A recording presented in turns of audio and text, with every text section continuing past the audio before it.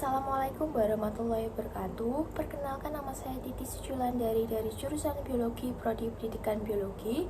Untuk kesempatan kali ini saya akan menjelaskan mengenai Pancasila sebagai paradigma pembangunan bangsa. Yang pertama, pengertian paradigma. Paradigma pada awalnya berkembang dalam dunia ilmu pengetahuan, terutama dalam kaitannya dengan filsafat ilmu pengetahuan. Secara terminologis, tokoh yang mengembangkan istilah tersebut dalam dunia ilmu pengetahuan adalah Thomas S. Kuhn, merupakan Kuhn pada tahun 1970. Paradigma adalah suatu asumsi dasar dan asumsi-asumsi teoritis yang umum sehingga merupakan suatu sumber hukum-hukum, metode, serta dalam penerapan ilmu pengetahuan. Pancasila sebagai paradigma pembangunan adalah sistem nilai acuan, kerangka acuan, berpikir, pola acuan berpikir, atau jelasnya sebagai sistem nilai yang dijadikan sebagai kerangka landasan, kerangka cara, dan sekaligus sebagai kerangka dalam menentukan arah atau tujuan bagi penyandangnya. Pancasila merupakan dasar negara bagi bangsa Indonesia. Pancasila sebagai dasar filsafat negara Indonesia sebagai pandangan hidup bangsa Indonesia nampaknya tidak diletakkan dalam kedudukan dan fungsinya sebenarnya. Reformasi dalam Pancasila hakikatnya harus berdasarkan nilai-nilai Pancasila. Pancasila sebagai paradigma pembangunan politik. Sistem politik Indonesia yang sesuai Pancasila sebagai paradigma adalah sistem politik demokrasi. Maka kekuasaan Indonesia adalah dari rakyat, oleh rakyat, dan untuk rakyat. Yang pertama, Pancasila sebagai paradigma politik Indonesia. Nilai demokrasi terkandung dalam Pancasila sebagai fondasi bangun negara. Implementasi sosial politik Pancasila adalah yang pertama penerapan dan pelaksanaan keadilan sosial, yang kedua menjadi demokratis, yang ketiga melaksanakan keadilan sosial dan penentuan prioritas kerakyatan, yang keempat ada menggunakan pendekatan kemanusiaan yang adil dan beradab dalam mencapai tujuan keadilan, yang kelima ada tidak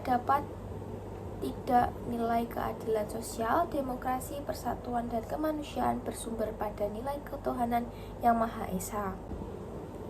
Pancasila sebagai paradigma reformasi politik.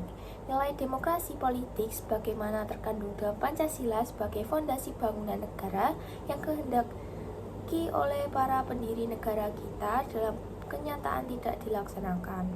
Implementasi Pancasila dalam kehidupan berbangsa dan bernegara. Pancasila merupakan dasar dan ideologi negara dan wajib diimplementasikan dalam seluruh aspek kehidupan berbangsa dan bernegara. Lalu, kesimpulan Pancasila pada periode 1950 sampai 1959 adalah Pancasila diarahkan sebagai ideologi liberal yang ternyata tidak menjamin stabilitas pemerintah. Pada periode 1965 sampai 1965, kesimpulannya yang dapat ditarik adalah Pancasila telah diarahkan sebagai ideologi otoriter, konfrontatif, dan tidak memberi ruang pada demokrasi bagi rakyat. Lalu, Pancasila selama Orde Baru diarahkan menjadi ideologi yang hanya menguntungkan satu golongan, yaitu loyalitas tunggal pada pemerintah dan demi persatuan dan kesatuan hak demokrasi ditentang.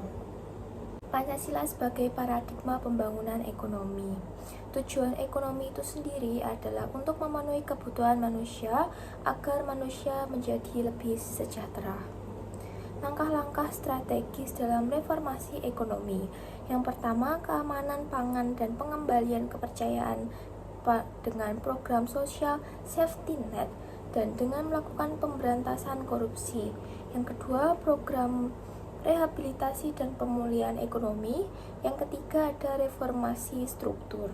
Pancasila sebagai paradigma pembangunan sosial budaya. Pancasila bersifat humanistik karena memang Pancasila bertolak dari hakikat dan kedudukan kodrat manusia sendiri.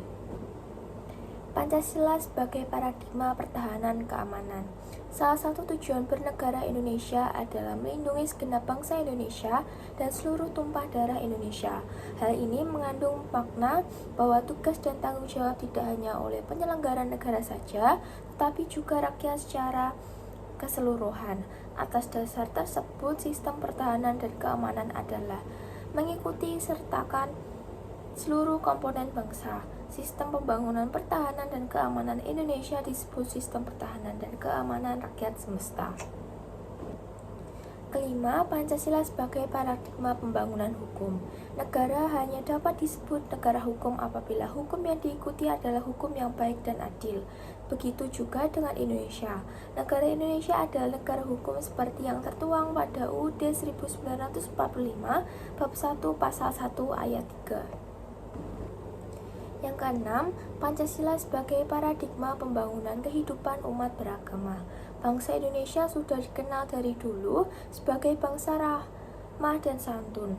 Indonesia juga terdiri dari suku, etnis, bahasa, dan agama, namun penduduknya saling kerjasama untuk meraih kemerdekaan Indonesia. Paradigma toleransi antar umat beragama untuk menciptakan kerukunan dalam beragama, perspektif piagam Madinah yang intinya adalah sebagai berikut. Umat Islam meskipun dari banyak suku merupakan suku satu komunitas. Yang kedua, hubungan antara sesama anggota komunitas Islam dan antar komunitas Islam dan komunitas lain berdasarkan dari berbagai prinsip, yaitu bertetangga dengan rukun, saling membantu dalam menghadapi musuh bersama, membela yang teraniaya dan saling menasihati, dan menghormati mengenai kebebasan beragama. Yang ketujuh, Pancasila sebagai pengembangan iptek. Pengembangan iptek yang semakin cepat bisa mempengaruhi segala aspek kehidupan dan budaya.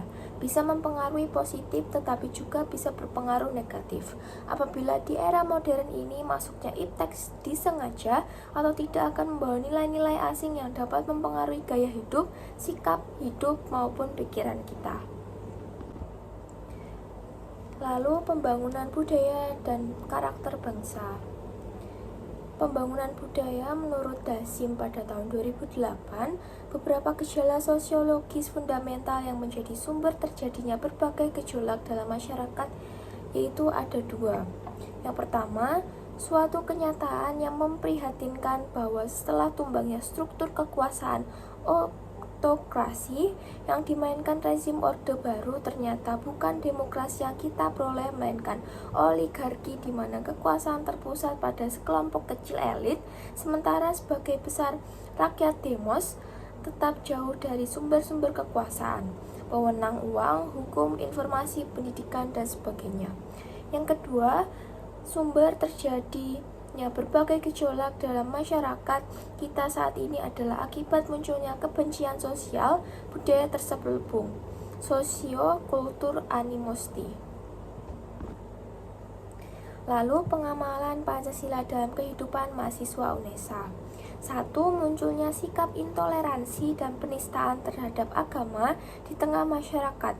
Pemaksaan agama terhadap orang lain walaupun dilakukan secara tersamar.